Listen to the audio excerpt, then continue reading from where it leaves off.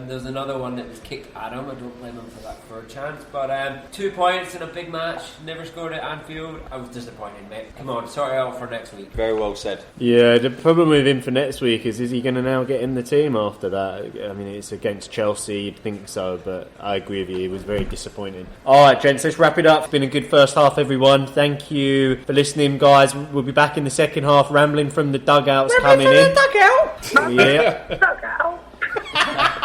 We've got a rambling. It's come in from Sarah from Sheffield. One of our female listeners is taken. You know, 8% of our listeners are female. 8% are female. So that means one. That's Sarah. Your wives. Alright, guys. Speak to you all soon.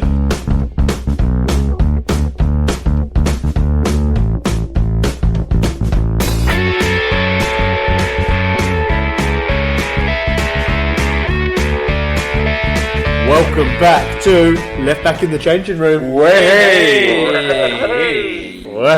indeed. Part 2, listeners. We are back. You got the same bunch with you today. Everyone minus NVD couldn't be with us, but going to go straight into the rambling from the dugout. Rambling from the dugout. From the dugout. Rambling. Over to Sarah. Do you think it's worth getting a 4-point deduction to make 2 transfers in 1 week? Or do you think I should just ride it out and do it gradually? Maybe put in a lesser player for 1 week and then try to, scale up my budget the week after? Any thoughts would be great. Thank you. Thank you, Sarah. That was quite the question. Cracking question, actually. Yeah, we've all enjoyed that. Lovely voice you got there, darling. I've been surprised when we've been discussing on the show. For me, it's never crossed my mind once to have a 4-point penalty in the team. But I noticed you guys had all done it. Last year, 3 different occasions I did make the 4-point deduction and I still won the league. You can be fruitful if you use it at the right time, but if you panic, start using it just to get yourself out of a bad situation, then you might dig yourself a deeper hole. So I think, Ricky, what you're saying there is that you've used on occasions transfers and you've taken a 4-point deduction, and I presume you've taken a deduction because you've got faith in the person that you've brought in. Yes, and usually surrounding injuries as well to big key players. So, for example, if De Bruyne, when he was injured last season, straight for him to get him out, and I had to really shift that money around from midfield, let's say, to defence. I think it's worth it in the right time. I think it's sometimes worth that hit because you're looking at a few players that are going to be 0 points, and if your bench is not that strong, then you really need to do that. Yeah, totally agree with that. I mean, I struggle to agree with it, and I'm with Sean the John McGinn fanboy here. I feel like... John Mourinho. Just to mention, guys, no one's actually voted on our Twitter poll yet. We do need votes. Should it be Sean the John McGinn fanboy or Sean Mourinho? Get him coming in. Otherwise, he'll have to be Sean the John McGinn fanboy until we get a vote. So that could be for the rest of the season. But no, what I was going to say is 4 point. You take a 4-point penalty, you're already on -4, right, for the week. Yeah. So the person you put in for that penalty, combined with the other player that you've brought in on the free, to make it worthwhile, you need to be hitting at least 14, 15 points for the 2 combined. I feel there's one caveat to that. I went all out on my first 11, and I didn't really put any tactical players on the bench, and they were regularly scoring 0 points because they weren't playing. So I literally, I just went for the cheapest players. Okay, enough just about your to tactics. So what about the question? Is it worth it? This season, no. But I get what you're trying to say there, but if you're going to take a 4-point deduction, you've got to make sure whoever you bring in starts. You can't just take it for someone that sits on the bench, because that would be ridiculous. You were saying, that particular player that you transferred to lose 4 points would have to score a reasonable amount, but you've got to think of it as a long-term thing as well.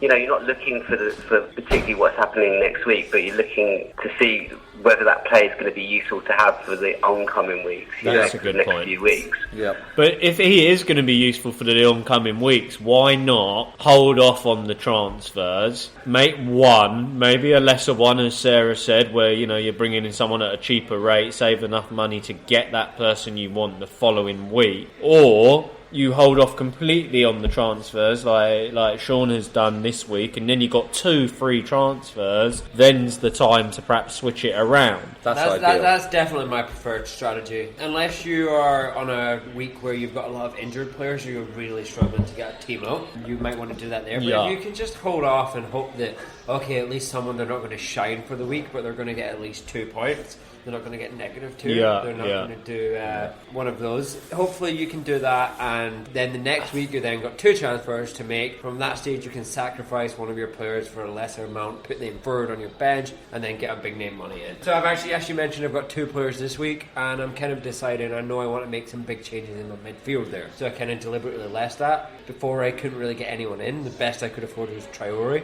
I'm not really happy with him. I've got James, Mount, Traore in there, all of which I'm not really happy with. Hopefully I can sacrifice 2 of them and get 2 fairly decent players in. No big money, but I think that's the very point, Sean. You got to think, essentially, you make those 2 transfers in a game week, you're already 4 points behind everyone. Yes.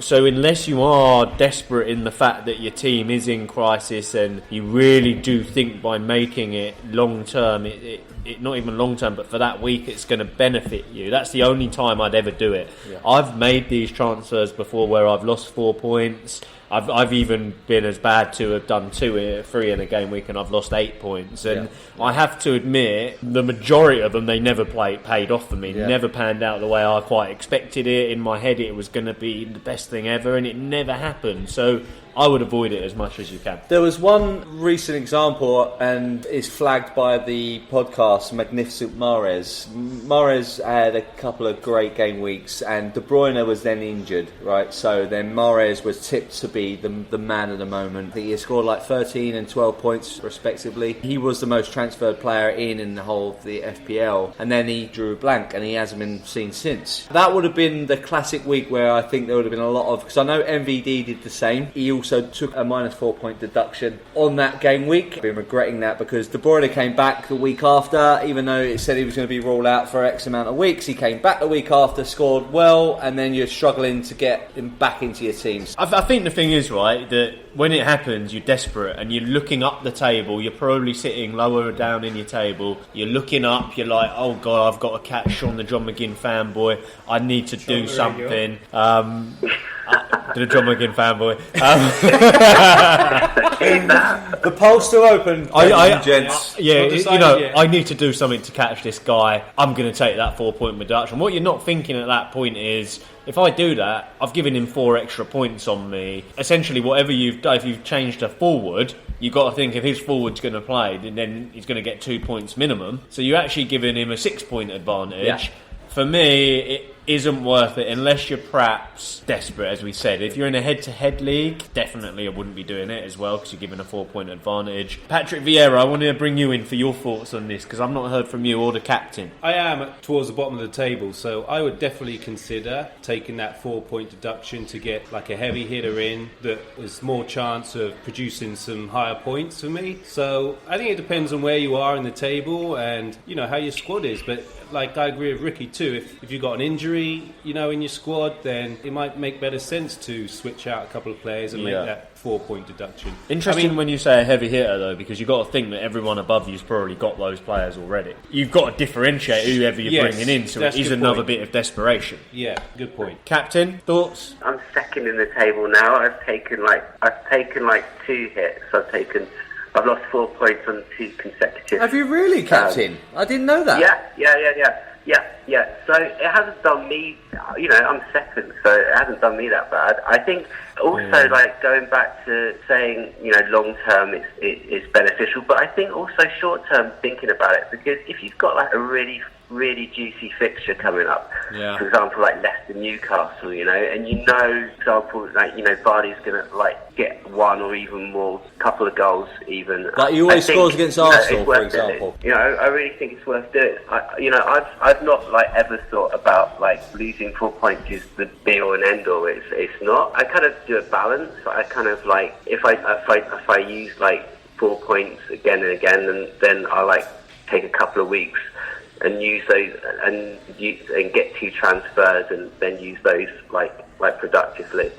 it kind of, I think at the end of the day, I think if you kind of balances out. We've got some differing opinions around the table. Sarah, I hope that helped. Thanks, guys. Appreciate your advice. I think I'll try and hold off. Just get the points on the outright. Cheers. Well done, Sarah.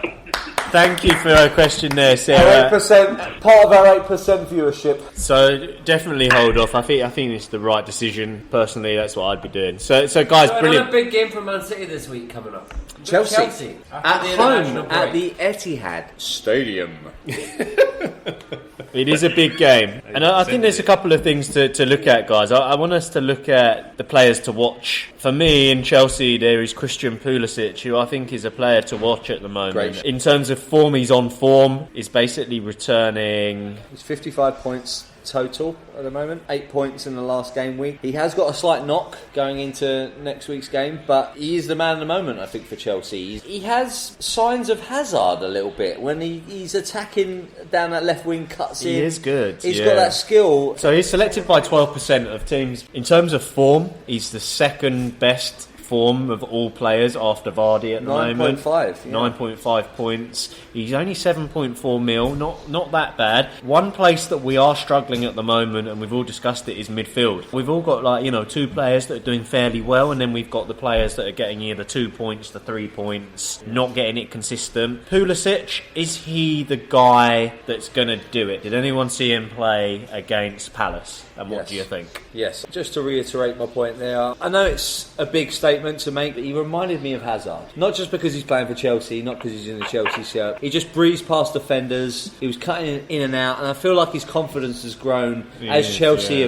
have grown in that league, because he didn't start very well. He wasn't even playing really towards the beginning of the season. He was tipped the American lad, come through the Borussia Dortmund Academy. They signed him when he was about 15 years old. He'd been there for a couple of years, absolutely been lighting the Bundesliga alight. And now he was tipped to be the next best thing. He was probably the biggest signing that Chelsea have made, obviously with the transfer embargoes. I see big things for him. He's only a young lad as well, on the radar of FPL managers now. 5 goals and 3 assists so far this season. Definitely a good player. Definitely one to watch. His header this week was a brilliant piece of play. He was really committed to that, and he leapt. Great header, and he started that move. Bouncing it down into the ground was great. But just watch out, he's pulled out both of the US men's national team squad. Because he is injured, yeah, he's got a hip injury. I'm sure that's just precautionary. You see a lot of teams do that, especially the US game. There's not been a lot, so and no doubt he'll play in 2 weeks, but just something to be wary of. The one thing I would finalise just on that point,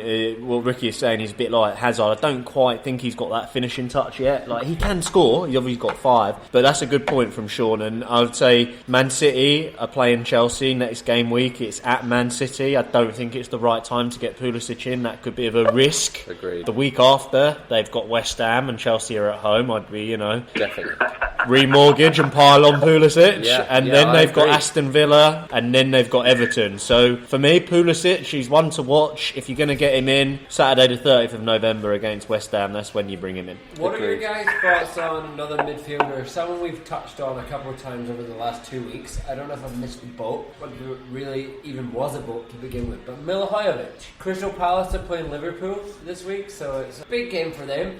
Liverpool, then Burnley, and then they've got 4 easier fixtures against Bournemouth, Watford, Brighton and Newcastle. He's got 10 points twice this season, and the rest of the time he's only got 2 points. I actually thought he'd done better than that. I mean, his form is 3.8 points on average. I think the difficulty with Milivojevic, and we've discussed it before, is he takes penalties and he takes free kicks. Otherwise, he sits at the back defensive midfield, which is a difficult place. It's probably the hardest pick to really have in your FPL team. I think the most successful in that role is probably Kante, because he does nick a goal every now and then. But it's very hard, and Fernandinho probably last season, the least scoring position the whole team, because at least if a defender gets a goal, they get a good 5 points. If they get assists, they get a good 4 points. Yeah, you're relying on penalties. I think you're better off putting that money if you can find someone. I mean, and Milivojevic is 6.7 million. I know he's selected by 2.8%. But that's the same cost as someone like Mason Mount. So if you you can find someone who's 6.7 million and is playing more of a forward role,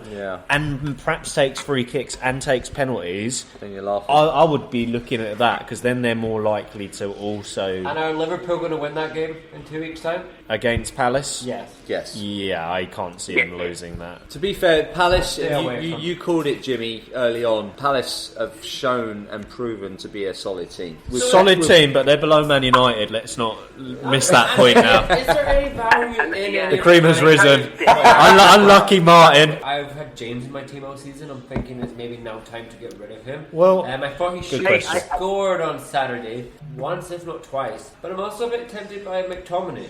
His form's pretty decent. He's only 5.1 million. He did pick up on